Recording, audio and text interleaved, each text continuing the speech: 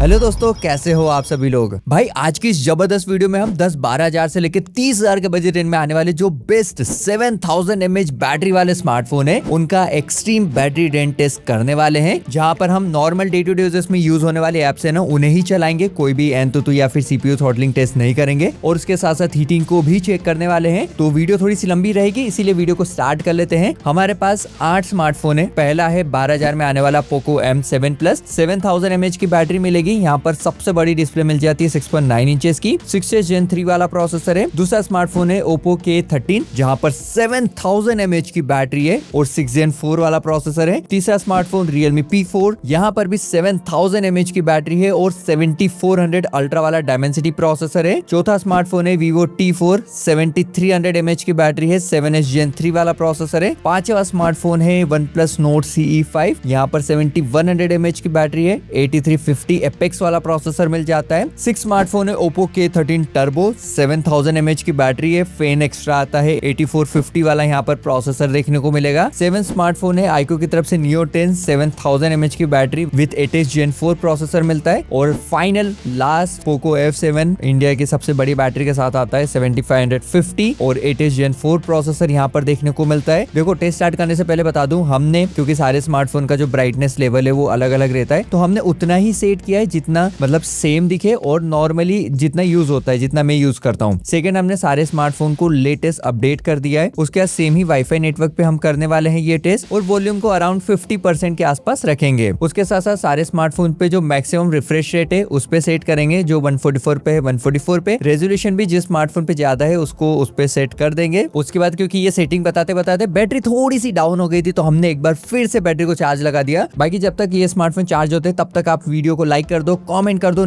इसमें किस स्मार्टफोन को मुझे ऐड करना चाहिए और वीडियो को हाइप भी कर देना। बाकी अभी जैसे ही स्मार्टफोन चार्ज हो गया उसके बाद बताओगे टेम्परेचर की, तो रूम टेम्परेचर 29 डिग्री पे है और सारे ही स्मार्टफोन 33, 34, 35 डिग्री के आसपास चल रहे हैं। सबसे पहले हम यहाँ पर BGMI गेम प्ले करने वाले हैं और जैसे BGMI स्टार्ट किया, हमारा जो M7 Plus है भैया, जो 12000 वाला, उसने थोड़ा सा धोखा दे दिया, क्योंकि ये सिर्फ 40 FPS की गेमिंग के साथ आता है BGMI में, तो कहीं ना कहीं इसकी वजह से इसे एडवांटेज मिलेगा, हीटिंग कम होगी, बैटरी कम ड्रेन होगी। बाकी K13 में 60 FPS मिलता है, P4 में 90 FPS मिलता है, T4 में 60, C5 में भी 90 है, K13 टर्बो में 120, Neo 10 में 120 और F7 में 90 FPS मिलता है। हमने यहाँ पर ऑलमोस्ट 1 घंटे BGMI गेम प्ले किया होगा। 1 घंटे के बाद अगर कहानी बताऊं, सबसे पहले बात करूं टेम्परेचर की, तो M7 का जो टेम्परेचर है वो 40 डिग्री पे चले गया था, K13 41 पे था, P4 43.4, T4 42, C5 45, टर्बो गया था 43.8, Neo 10 सबसे ज्यादा था इस लिस्ट में 46 डिग्री और F7 44 डिग्री पे था। बात करो अगर बैटरी की, तो देखो यहाँ पर M7 Plus को थोड़ा सा एडवांटेज मिला है, 93% बैटरी आ गई है 100 से। K13 आया है 92, P4 आया है 90, T4 आया है 95, सब में सबसे कम बैटरी ड्रॉप T4 में हुई है, C5 में 89, टर्बो में 85, Neo 10 में 89 और F7 में 90%। उसके बाद हमने BGMI के साथ साथ स्क्रीन रिकॉर्डिंग को भी ऑन किया। स्क्रीन रिकॉर्डिंग सारे स्मार्टफोन में 1080p का सपोर्ट मिलता है, तो उसी पे वीडियो रिकॉर्ड हुई है और ये भी हमने ऑलमोस्ट 1 घंटे के आसपास किया था, 2 घंटे के आसपास अभी टाइमर आ चुका है। बात करोगे टेम्परेचर की, तो अभी M7 Plus 44 degree, K13 46 degree, P4 46.8, T4 भी 46 चल रहा है, Nord CE5 और K13 टर्बो भी 47 डिग्री के आसपास है, Neo 10 49 और F7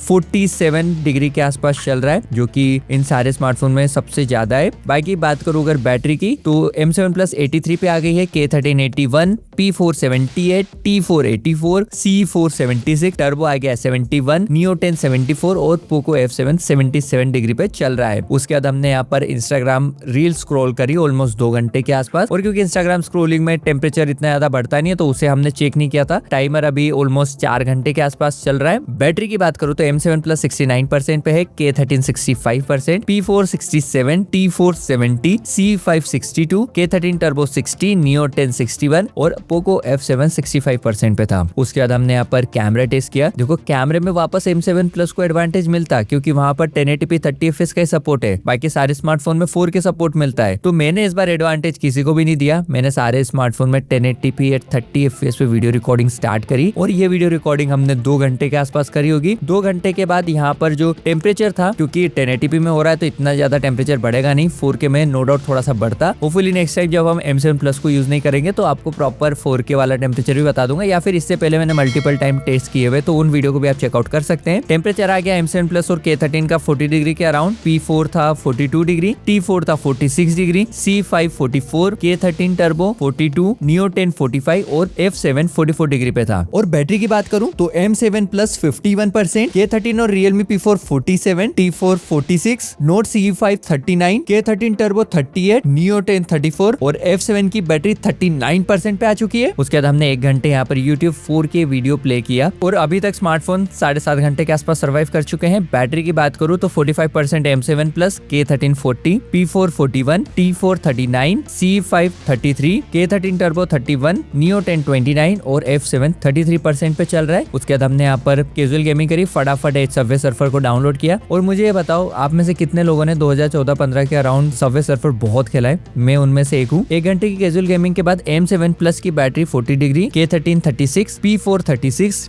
T4 32, C5 28, turbo 25, Neo 10 21 और F7 27% पे आ गया था। उसके बाद क्योंकि रात भी हो गई थी तो और क्योंकि 7000 mAh की बैटरी थी तो मुझे पता था 2-3 घंटे 4 घंटे और चलेंगे, तो मैंने आइडियल बैटरी ड्रेन टेस्ट किया। यहाँ पर आइडियल बैटरी ड्रेन टेस्ट था ऑलमोस्ट 7.5 घंटे के आसपास का। 7.5 घंटे के बाद M7 Plus की बैटरी 2% ड्रॉप हुई थी, K13 भी 2% ही ड्रॉप हुआ था, P4 ड्रॉप हुआ था 1%, T4 ड्रॉप हुआ था 2%, C5 ड्रॉप हुआ था 2%, K13 टर्बो ड्रॉप हुआ था 2%, Neo 10 ड्रॉप हुआ था 3% के आसपास। पोको F7 सबसे ज्यादा ड्रॉप हुआ, 6% बैटरी ड्रॉप हुई है, जबकि यहाँ पर कोई भी AOD ऑन नहीं था। बाकी उसके बाद फिर से मैंने BGMI टेस्ट किया ऑलमोस्ट 1 घंटे का, और उसके बाद ये कुछ बैटरी थी। फिर हमने कैमरा टेस्ट किया, क्योंकि कैमरा टेस्ट फाइनल टेस्ट था, तो 1080p at 30 FPS पे स्टार्ट किया और ये जब तक चलता रहा जब तक सारे स्मार्टफोन मतलब डेड नहीं हो गए। तो सबसे पहले हमारा 8th नंबर पे गया iQOO Neo 10, जो कि 9 घंटे 51 मिनट सर्वाइव करा है। उसके थोड़ी देर के बाद 2-3 मिनट के बाद जो F7 है वो हाइबरनेशन मोड में चले गया था, और जैसे हाइबरनेशन मोड ऑफ किया जो F7 था वो 9 घंटे 55 मिनट के आसपास डेड हुआ। उसके थोड़ी देर के बाद K13 का भी नंबर आ गया। जितने भी अच्छे प्रोसेसर वाले स्मार्टफोन है ना, जिनमें परफॉर्मेंस अच्छी मिलती है, वो पहले डेड हो रहे थे। तो उसके बाद हमारा K13 टर्बो डेड हुआ 6 नंबर पे, 10 घंटे 3 मिनट सर्वाइव करा है। फिर उसके थोड़े 10-15 मिनट के बाद हमारा जो OnePlus Nord CE5 है वो